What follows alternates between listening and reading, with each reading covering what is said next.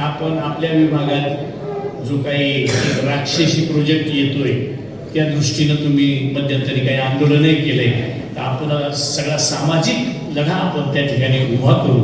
तुम्ही केलायच, त्याच्या कृती समितीही मला वाटतं तुम्ही केल्या, तर त्याच्या माध्यमातून आपण पुढे जाऊ. शासन स्तरावर आम्ही सगळे तुमच्या बरोबर राहू अशाच पद्धतीने मी खात्री देतो. इथं शिक्षक मंडळींनी मला वाटतं प्रोत्साहन भत्ता, का जो इतर ठिकाणी प्रोत्साहन भत्ता मिळतो, पण तो फक्त जुन्नरमध्येच मिळत नाही.